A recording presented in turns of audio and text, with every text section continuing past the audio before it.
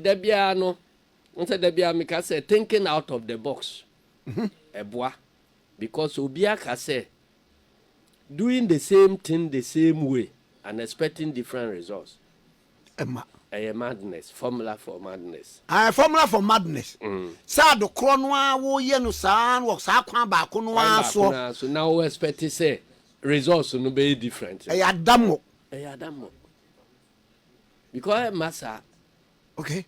Utimi mfa abensi jaso wa wie chimunsu na ode nkwan na si jaso no a mummegu aduane so a na enkate na odigu enkate kwan na odigu entimi na ne nkate kwan entimi na ne nkrakra enti wo ya enkate kwan a obedi dia nkate kwan na obedi enu nti da bia no ye pese o man ko yanima esese ye niema bia edifa from there yaye aduru ba bia ehun sunsanso amoaye no shouldn't be repeating it enu nti sebre bi meka masem bi se factory bi na omo ye pant chakoto ya ye hye no fam ya omo ye pant ya ye pon a na ebi production omo ye na bi ayira yetimi de nipa no nyina ko hye bathroom na ya roll ahunu se obi hye pant no dobra na bibibi saa because omunkuta hwe na omunkuta bag enso nema o produce no na bi ayira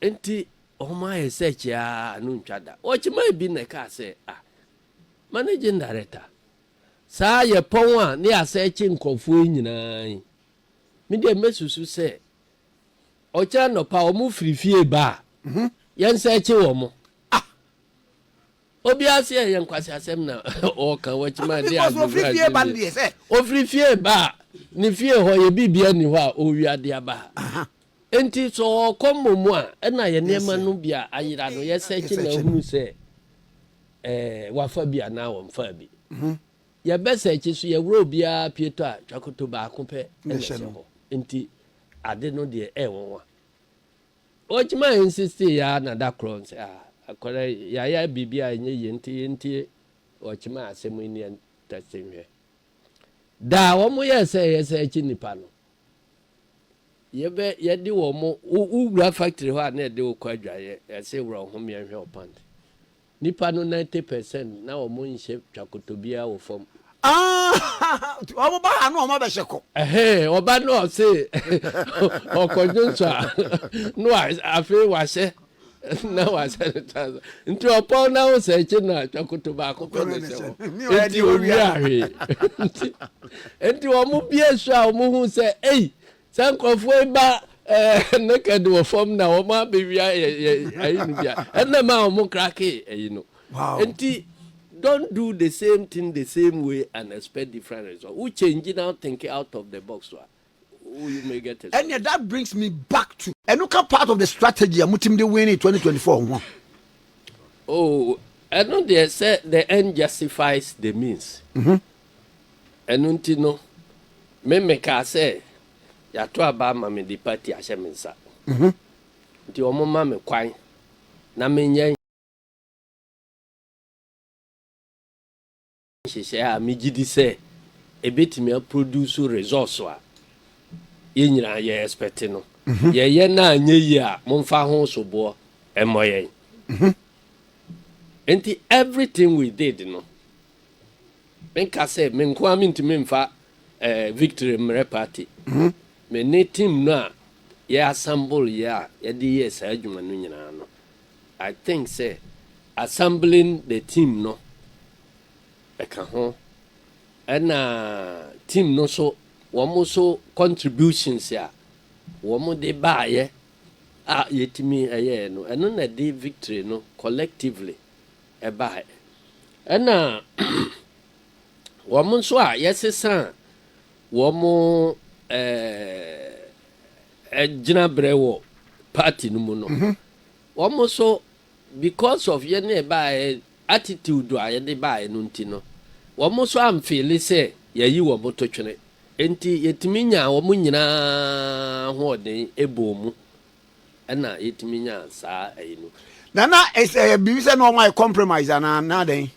oh dabi sɛ wobɔ bɔɔl da obi wɔ hɔ a dabi ɔbɔ a ɔno na ɛyɛ ayi paa nso abɛdi pele sɛ nyɛ match bia na ɔba a ɛkɔ yie ɛbɛduru baabi no na wohu sɛ saa da no ankasa ne bɔɔl bɔ no ɛha adwen ɛna team a wohyia wɔ mo no bi a wɔn nso no wɔn kwan a wɔn fa so bɔ bɔɔl wɔwɔ very good dribblers kama na wakɔhyia another team a buga dadibininom ɛna wɔn ba you don't throw nkɔfoɔ hɔ sɛ yɛnkɔ bubu wɔn nan mu ɛsɛ woyɛ changes so ɛno nti woyɛ change na yɛka sɛ coach koraa mɛtena bench a yɛwini match no a na yɛde cap ba ɛnyɛ coach yɛka sɛ we friend sɛ captain kɔ tena bench na yɛwini match no a sɛ captain na ne friend no ma ne bɛma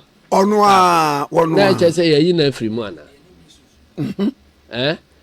sɛ yɛwini a ɛne mo pɛ ayi baayɛ a nkonimdie baayɛ no wɔn a yɛsesa a wɔn gyina brɛ no wohu sɛ yɛyi wɔn to twene there be say Muntaka ɔyɛ interior minister precisely that means ya no na me de no wan go say eh say obetimi achi me atumu o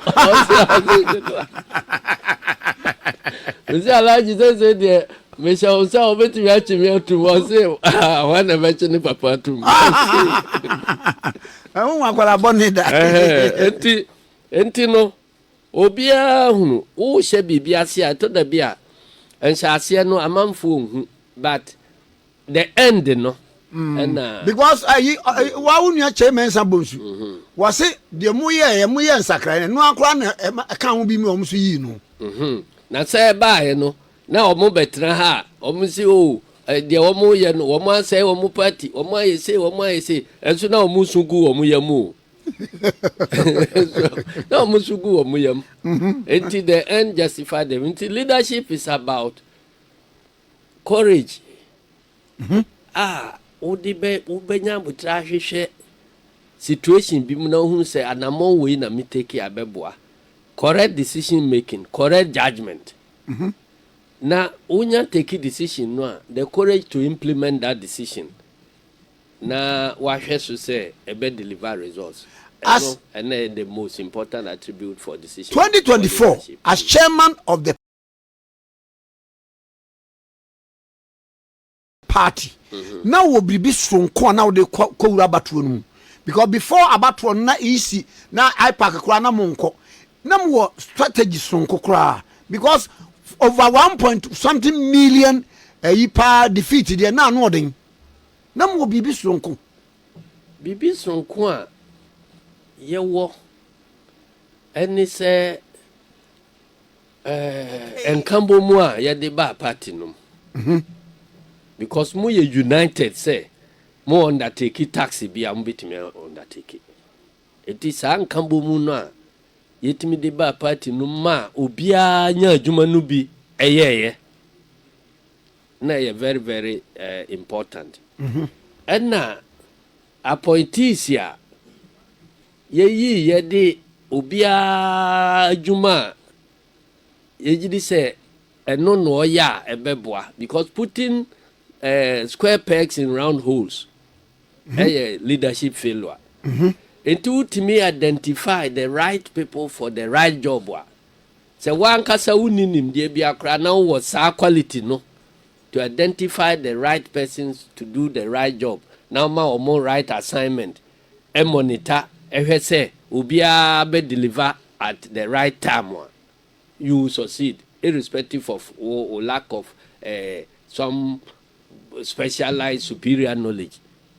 In the success of a system no ya na enyina individual no personal specialized knowledge be okay but your ability to lead eno na boa eno ntino I saw say a boy in this immediate past election so bia chicha adwuma no mo bia nya bi o hwe youth wing women's wing nema no first nkayeti campaign team obia for so say ne din beba campaign team no enti we no what we did differently I just say yes I workers no ansa na o move factory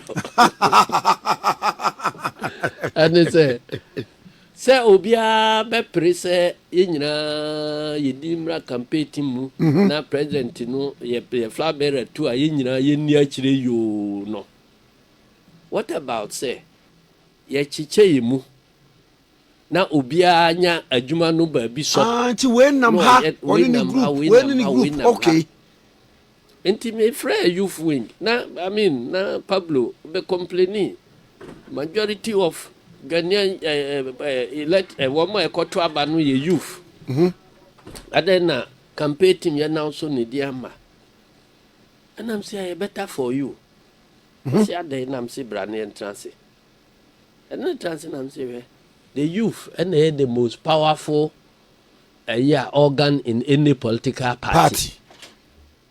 Enti no potential of the youth wing is still untapped. Enti you say constitute the youth campaign team. Namun tinsi jom namun target youth for no woman needs and the woman demands namun nema NDC youth wing ebe attract other youth mobilize woman. We win this election. You don't need to be mentioned in a national campaign team. Entino, it's better to be the head of a dog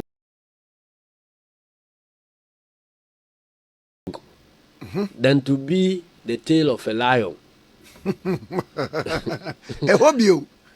We say, as I say, grandma iti ehon faso che ejatadua because we ejatadua ne dua no untimi nka ba we grandma iti a betimi aka ubetimi aka emo akasi ajata ntimi ejata echi wo mo no ebi a de obechi nuru sa ba obechi wo so ne wo mo a eti ehon na mehu se afi campus no wo mo nyina sorry say the youth wing see active and mobilize you clear all campuses. Yeah. And ghetto boys no special programs here. Pablo nini team no design to give them courage major program bia omoye bia me so me campaign team bia me obi na say me jai na me ba be grace na youth no nyina so hunu say empanimfo otchere the women's wing were doing the same thing. And the national so where me company bi ho me ni di nkomo sa no se NDC for no NPP ni o se NDC for no ye hunu de omo ye ene yetimi account and I'm say adai was say who say ukọ baabi a wo mo ni ho wo mo nye rallies wo mo nye se nti ye nhye da hunu ade pote ya wo mo ye sasa etese o hwe problem a o solve no etese o hwe ultimi analyze the situation no very well now ultimi echere where your shortcomings are any challenges no now designing special strategies here o de be overcome sa challenges no that was what we did yenim say ye ko election num yenisika say NPP o mu wusika enti ukoye campaign focus on sikasem a why we cry before starting yenim say electoral commission gomuni afa omunya ya ombebo atiayen enti kwan be ne be fa so a sa shop ai ye betimi address yenim say security at that time eni afa enti kwan be ne be fa so a ye be overcome sa security challenge no enu nti ni nyina ye niema ya identify say challenges na yetimi design solutions ya nyamencha de solutions no nyina adwuma pepepe de mai say de omo ka say na omo hu ba bia ye we no ya chiche enti ko ha we wo ha ko ha we wo ha we koso ha we koso anti country no ya ka cha MPP for say Monko he baby NDC for one day one more year na motima kanta obede ho. Ba obi say na mismanagement of the economy na ya na reflect here. Na nye bia momodi mo bebre no wo gine say. Na then na omanya abato no when they knew say omo mismanage economy. Say nka say omo ka say abato ye nko abato no ye nko bie ya mismanage economy no mfa kodwa no mama hama. Say omo ko na omnim say ombe wini. Omo strategy na afeli. Nye say ya mismanage economy no. Now one communicate proper and viable alternatives. A man for one can say because you mismanage economy you want to back on your mouth. Because also bet me aba abe making no west. Enti ombe jina economy ya mismanage so ato aba ma no. Na che say wo mo ahunu say. Na che say wo mo ahunu say wo viable alternatives are they bar a better than the air cosono. Because change ebetimi a change for the west. Even worse than the Nayetimuno. And a change bisub etimi akonanim. And untino the fact is say economy be a mismanaged no and no by itself no without presenting viable alternatives no. And no quantity win elections in Mao.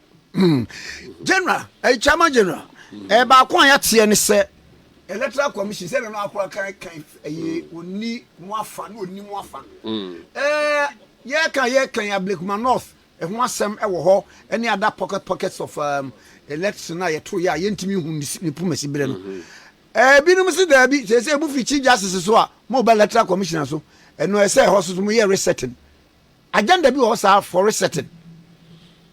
You so be so mine no nyina. Hey. Ya bona mo bu mai. Na say electoral commission enya NDC nkwa electoral commission. And na survey reports na aba say one institution a man for any GDO mu pa ya electoral commission. Enti say oba beye pani na o minor problems na o hwe no asolve. Enti say man for no say a higher problem one. Once of all the woman hamo. And untino na constitution no so achire kwanya ye fa so e solve problem bia. Because me ti wase here. Obi sha ase a wote hai se wo so wo fa adwen bi se misusu se commission for no o munye o mo adwuma yie now the petition ba kwanya ese ye de fa so ye de be fa so pepepe. Chese one all the survey abanyina kra kire se wo munye wo madwuma yie. And na Ghana for so na esi ebu so wo madwuma so ani ana wo madwuma so ani. Sa enti asi kodi Ghana nim na ye nema a ese kurakura mu mai na Ghana for na ka se ha yi asai na se me leader me nya ho hwea se o so rifira konwa so. So sorry for but we ka say baby o kra na so enya ya adwen say ye sorry afira konwa no so. E den na che so no obekwa no.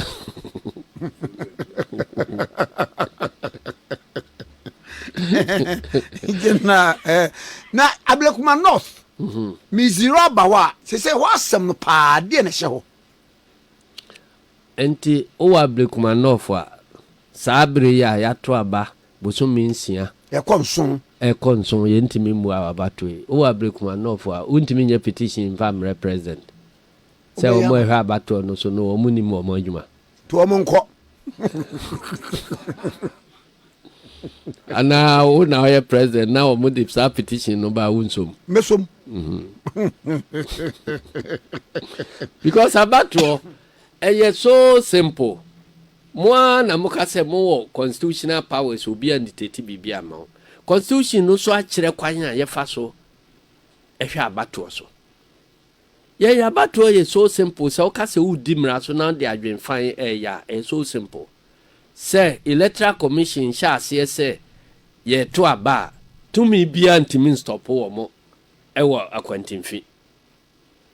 Sa na ye mra no te. Enunti edie be na timi a stop electoral commission busumi nsia wa kwantimfi a omuntimi enwie Blakema North abato.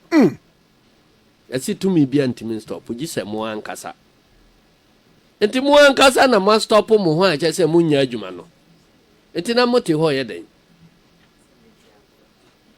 ko koto ensɛm a nege sɛ tia mo to sɛ mo to yɛ den ɛsɛ mo kɔ ɛnura yɛ bisa wɔ mo wɔ parliament sɛ nipa wɔn adi bɔne apprenti ballot papers ne ma ebesi nne no den na wɔn ayɛ no wɔ ho no buae baako a mete sɛ deputy chairman baako Bossman Asare o say abato no kra enyanko na wie 2024 abato no kra enyanko na wie de ye to ye no say nko na onwi abrekuma akona wie enti jese kwa aba ye say fa bia na otwe eye na o de busu minsia ya nti wadwuma so ani nti anu de ya de etifam ha mo na mo foro mo nsomu ye na mo ti beto fam ha baba beto ye wo mo se mo de mo fam ho ya ti fam ha ene ye foro na mo foro na dua no wo so ne man num na wan som ye na pan wa se ne etifam ha na baba beto ye nti ya de ya ti ha enko kan bi ade say chame ko pata abonten tokwa obuada nti ya nkopata abonten tokwa etifam mo ya ebeba be wi ahemfie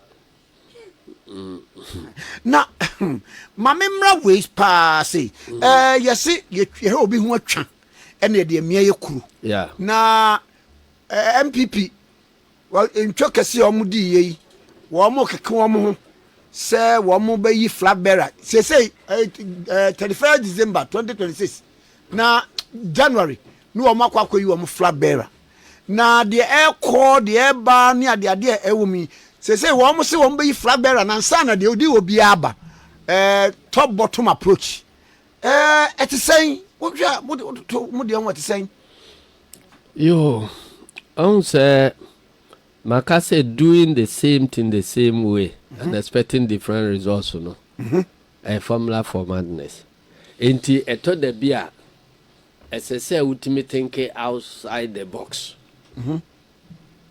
enti ebetimi amba say outside the box thinking no be na omo ye because omo afirase aya kosoro anyeye omo afirase aya kosoro ebia yeye enti se ne empanimfo a omo aba ye omo adwen se omo dibe omo be frudua na free ne nkomu ambesi nase a de mishra omo kusa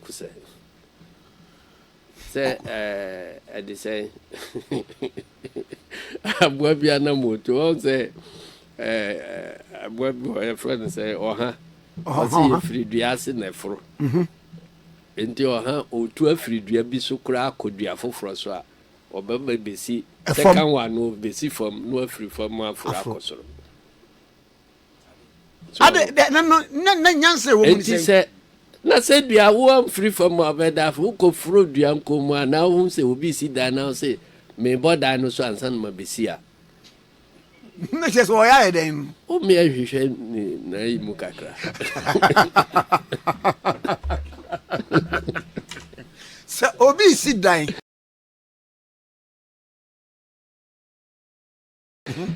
na say me bosso na mi via master de foundation mo pen chance mra na me mo dan no so ansan ma besi a na odi good years no said ne mu misai na say ese ehwe na dwinim because me de mi hu no wo saade no mu ne say NPP wo man kasa wo mo nhwe wo man bakosem on say 1992 first election I told no man no mu no Dr. Dubu ahempenso na ye che election no mu mienu November ye presidential November ne abeye parliamentary so December enti ye to November no a Dr. Professor Dubu ahe odi ncho no am so nya 30 something %. Basade ne ye monwo ena ye free ho aba December abeto abano. NPP for si dabi. Udi kan to presidential san no aba parliamentary. Eje say o pe kwan awiem. Enti yempene so eno na ma wo mo boycott no ba yo. Ni nyina ni. Because ye koto ya to ama Rollins ya wini awie no. Na eche say o kwa koto parliamentary. Obi abe na dwen so opese okọ Rollins afa. Enti wa hwe ya wo supporters no nyina beto ama Rollins ni parliamentary candidates. Eno na NPP gina so ye boycott no. Wow. Enti se nempanifo bia be sori wo NPP num. Na omo si yenye no saa na internally ade amosi nationwide no mom pene sokora. Anti mo forso ya ma 96 yesisa mu ede ayinu mienu nyina bomu no. Kokohwe electoral commission records. Say why na suggest say yemfa abato parliamentary and presidential no mum enti saa babia presidential no beko bia no parliamentary no ebetwe parliamentary no ade akire kokohwe ube say NPP ena de saa suggestion no bae na ade san da be na nkwanta yire ti wo mo ni saa de ne bae pa de ebetwe nke hwe o madwenim dabi muna mudi bae ena sesi ano mo san kwa besi akire se de na ye di ka ye no a mo se mo mpene mo ayire ya bo atu agunu se no na ye afi na mo kofa aba abeye no wo mo party mu ba o mo se se wo be ye na se a we ya fa enti ade prepare ye beba enti sa na te de a ye to no soro no wie de a ye ba fam ha no obi ani say me preferred as far as presidential candidate ni anyway ni it was said the bear to prevent acrimonious situation no it no mo yen sa na de na omo consider say ye be kan ni nyina bom okay say both parliamentary and presidential nyina ye to one day anti delegates no call ba bia omo kwa akoto a obia benya ballot papers mienu to presidential na to parliamentary say no obewie no obia hu say we campaign team ni we campaign team mutu wi a eno anu manya mo parliamentary candidates asan anya mo presidential candidates ale na omunya no sa in most of ye de no sa na ya mo to wi enti no de wo mo ye se wo mo susu se o sha ase wo branches no o sha ase wo form na e de acrimony beba me so kra menti wo mo ase because omaimu ya kan multi-party democracy enye ne life blood ne achinjeje se obi a be kire na dwen na NPP mo si mo ayi edomo mo na mo de ayi baaye democracy baaye afi mu dwane free debate ho there must be rigorous debate within the party because sparks of truth emanate from clashes of opinion. Okay. Enunti democracy, multi-party democracy ne fapem ne say mobia anchire ne opinion. Obia expressing a choice. At the end of our process no, yenkoto aba ye 2 year the obenya predominant opinion on the side no. Yemma onunye leader na munkomonim. Enti untimi nwane mfiri saade no ho. Udwane free ho wo o party no mu internal elections mu a. Ubeba be share the same thing wo general elections mu. Enti adena ade a se o practice wo fie na o de ba abonten no. O se men practice no wo fie na o ba abonten o be da abe perform. Wow. Enti media me susu se de wo mo ye no. Mishra omo kuse but my share my opinions kakra bi na omo hu say choices ya omo make no because nyame ama choice freedom to choose but nyankopon ma freedom to determine the consequences of our choice What I say? Enti wuntimi mfa nsanwam kwan so enkopie lome. Okay. What I say? Because nyame ahye say kwan we ofa so aha na obepie. Who kolome na ado ani afa nsawam kwan ekokumase. Obeda kopie lome. Enunti nyame amaye the right to choose. Say ye de ope ama wo say fa de ope enkwanie enshiranie no menie hwemu na yi de ope Mark Abraham nyum enti unya yi de ope wi a uyi enome kwan a untimi nkoduru enkwan fie ana nshira fie enti de mechira wo mun de menim de kakra am ne wo mbehye ne se de ekoso no se omukọ sha ase wo top ho echusu fla say echusu flabera ansa na omo aba branch a flabera no nipa echusu no womu ni mandate of the party to choose a flabera. Where dey chim kakra They tiane say ebia wo level of the party no minim say omo de sa na tie but I believe say sa na tie NDC obi adi akonwa 4 years enti wo ye branch a udi branch akonwa no 4 years pa ho a o mandate ahye awu uko constituency a omo so di akonwa 4 years enti utra 4 years na o mandate awu region for the same thing and a national for the same thing. Enunti because say branch elections no back. But almost time omo kwakoyi eyifo no. Omo kwakoyi flag bearer no. No omo time ewu but omo timi convention. E ma omo timi koto. Convention no ye different from our constitution. Enu so asem. Afi na mate ase say omo wa ban mu no.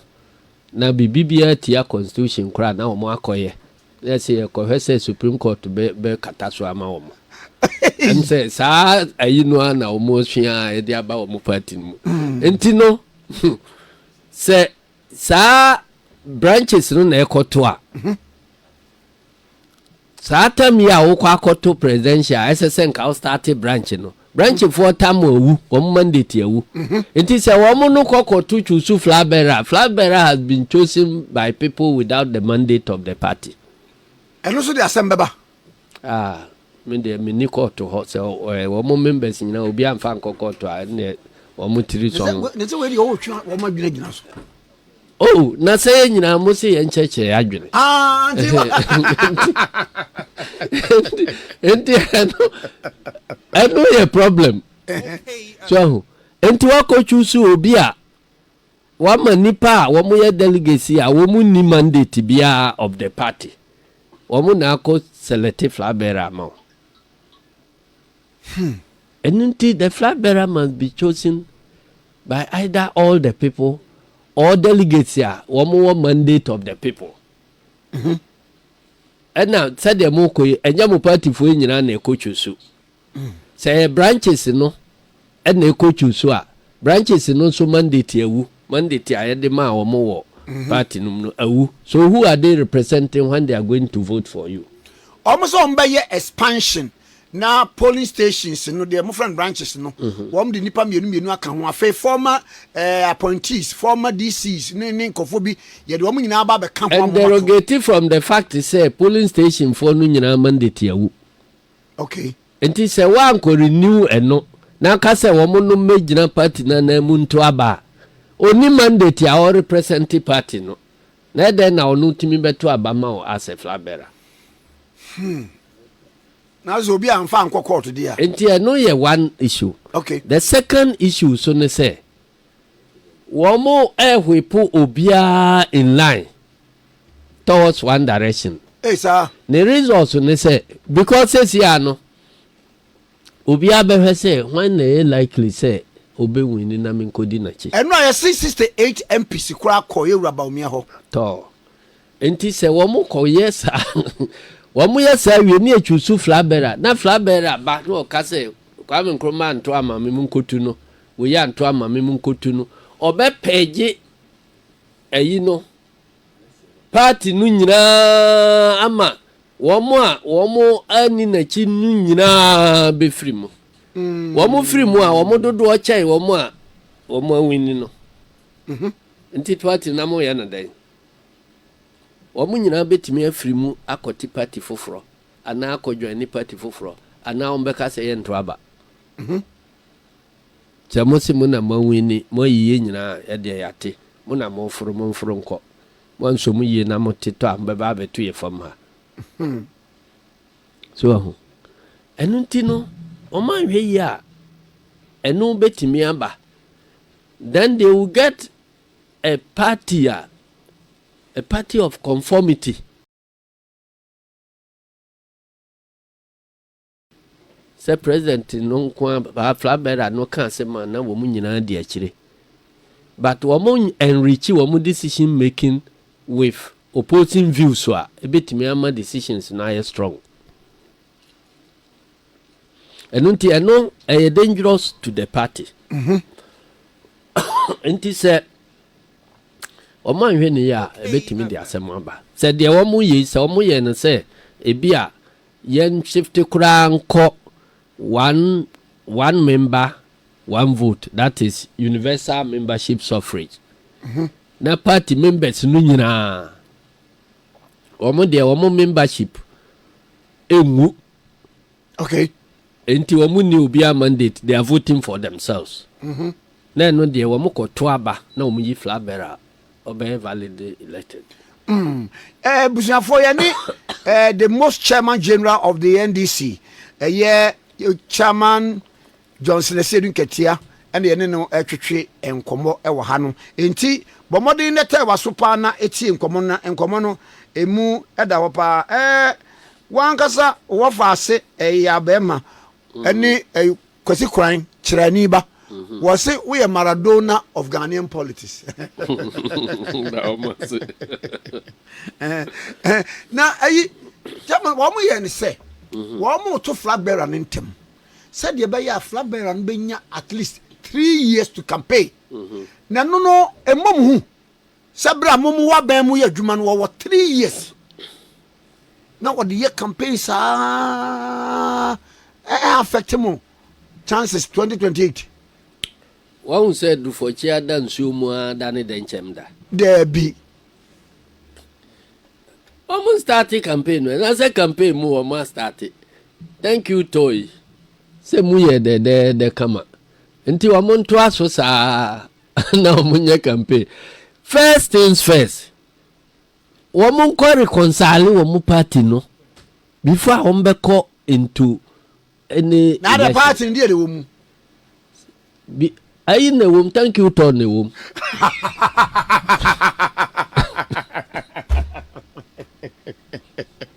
There is all can say, a child can say, oh, my call reconciliation. Let me say thank you, Tony, on the womb. Say thank you, Tony, Mokoye.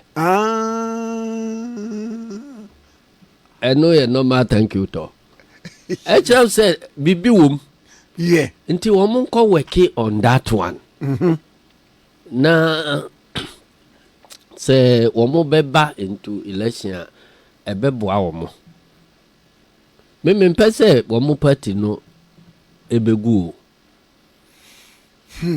Because party no when you for your shareholder, shareholders. 19 shares wom buzi afiri wanchinti ya shares wo NPP. Na sabre pa 1969 what pro sure. Na 69 de na minuru se meto ababat. Ye na omo sisa egu buzi campaign now we are UPN. Na wanchini be na wanchi ho de na chese dominant party.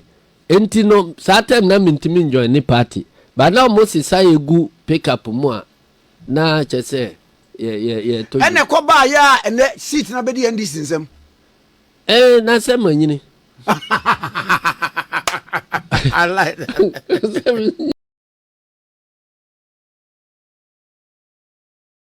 Minyini ya me join the party no na me and I say munya mo se minyini ya no me join they say sa party we third force no yensa yensa third force party a me join ye then your third force UNC United National Convention William Ofori Atta yes enti ye flag bearer ne Pauli na mo deputy general secretary ye Nanado waka oh hey ana how Yakubu ye woman organizer how Yakubu na mo nyumo dede ana Alhaji Mahamadu Idrisu Alhaji Mahamadu Idrisu ono na ye running mate yeah hey South Asia enti enum na Dr. Obeda Samoa nyina ne wo mo sa party num sa na Victor Usumu so the Popular Front Party number no na yensa clean mojom no vote for you and see the party for you vote for you and see the party for you broad base the best UNC all the way convention dey clean Bawumia neko na ayifo Popular Front Party was say Osu cemetery. I say Bawumia nyiri ntie kotie no. Me kai se ayi ne picture mo de ye no. Wo say no bobo tie. I can't remember. Enti na ne okatachi Afrifa no nyina wo US. Wanu nwi. Ai mampo. Ne nyina wo US. Na yi Afrifa be pre running mate wanya no. And no co-organize yourself, Kayenti, a home free UNC. One day, the Kaiser, a free farmer or your farms or Katachia farms, a PO box 68 as Antimampong. Now, Mammy Faway, and you cry, Yatissa, say Yamia Dum. Now, NDC Moko 2028 here. Yeah, President Mama, we in the term. 2028 wososo ba be priority flag bearership no sanete say 2028 wo far away afi ya beja konwa ye toto niema o pese wo ye se de kane no ye kwafu mu a bo bayire apesi hwie agubode aha so enti yene aye nkwala wo ye akwala ne asensene praye bia mon papa bia mon nti wo didi a wo na wo swa wo nuanum nti se wayi ba ko odi na se odi praye no wo ba ko se mi wie wo ya no na medi wa pesie se de wa pesie se de be ya wo nuanum mpanifo no wo munni nyawo ye de ye nya no sa first things first. Okay. Then focus on delivering our mandate. Okay. And ebema NDC ho ya akono. Na se o kopria konwa bia wo NDC no mu a watimi anya nyina so. Na se nyame mfa sa ama. Se president Mahamadu Mamui edru ba bi na ye kohwie gu poto na be chei Bawumia nom de no a. Ye de fa bere chesi ukura obedwane. Teacher say Enti your concentration sabre and say we must make sure say aban we ebe society. Now the danger in sa we na me beye ni say ankanya de bone but edi utrimu na edi party fo trimu na omo fa adwen say we osi owi obese we osi owi obese ya ahwa ebetimi affect unity a munde beta president na chiama aban na yeye no ana party full soldiers no adwuma bi wo ho a ese wo ye na wo ya de obeye bia ye be interpret say wo ye de akọ achieve bibibi enti ebe ma amamuo nu mu ayeden ama ya ban no enti me dem fi say politician bia no ambition e politics mu enu nti no enye prudent say ube rule out any position in politics Okay. But bibia on the timing. We had the right thing cry at the wrong time one. Ube create problem for yourself and the system you represent. You become distracted. A bit distracting in my baby. Intino in the mesre mahuhu newspaper publications near the adi. Ninja my trimuye de why not? A juma o yes o man for kase adi we fatawa. Say ma trimuye de. But as I say this atrimudeno eko ya juma num se de beya abai no be society rather than say ebe detract yen. Womo be ha me gidi say the AC wo NPP mu. Amamfo benya ya tiafo no bebrebe na nka obeti enekura me hu mo pepe membetra ha ye dim photo ni Julius Debra photo abeto ase wa ma ase me hu pepe bi wo ha sesia e de photo atoto ho say NDC races also heat up na what do they want to achieve person achieve say Kyeremanteng Debra wo me no na be contest o chief of staff a o ye kura minyuni no do make also o party meeting o fra member na je say the AC one people na bia be see eno de nyame pangu e mada say no na omo de omo ani atoso a e mada wow ntine breso a obia de fata no e de be mano. Thanks for watching. Like and share the video. You can also drop your comment. Please don't forget to subscribe. Click on the bell to turn on the notification.